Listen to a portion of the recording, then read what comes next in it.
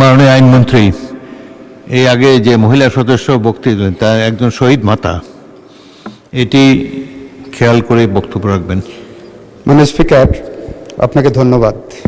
মাননীয় স্পিকার, যিনি শহীদ মাতা বক্তৃতা দিয়েছেন ওনার প্রতিটা বক্তব্যই আমাদের চেতনায়, আমাদের রক্তে, আমাদের বিপ্লবে, আমাদের সংগ্রামের প্রেরণার মূল চেতনা।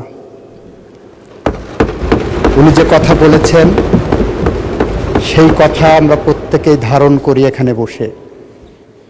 ওনার প্রত্যেকটা কথাকে আমরা অনুসমর্থন করি, ওনার প্রত্যেকটা কথাকে আমরা শ্রদ্ধা জানাই, ওনার প্রত্যেকটা আবেগকে আমরা নিজের আবেগ বলে ভাবি, ওনার প্রত্যেকটা দাবিকে আমরা নিজের দাবি বলে মনে করি।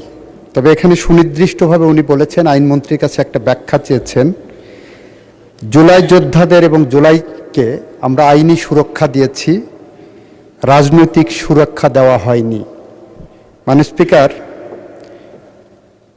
ওনার আবেগের সাথে ভেসে যেই আমি বলছি, প্রতিটা আইনই একটি রাজনৈতিক দলিল, প্রতিটা আইনই একটা পাবলিক পলিসি সরকারের পক্ষ থেকে যে সুরক্ষা দেওয়া সম্ভব সেটা একমাত্র সম্ভব আইনি কাঠামোর মধ্যে এনে।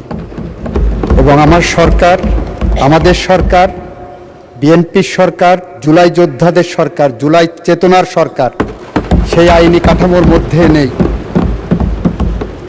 সেইটাকে সুরক্ষা দিয়েছে এবং ওটাই রাজনৈতিক সুরক্ষা হিসেবে বিবেচিত হবে। এবং এর বাইরে যদি কোনো রাজনৈতিক সুরক্ষার প্রয়োজন হয়, উনি যদি সুনির্দিষ্টভাবে বলেন, সেটাও আমরা আইনি কাঠামোর মধ্যে এনেই সেই সুরক্ষা দিতে প্রস্তুত আছি। মাননীয় স্পিকার।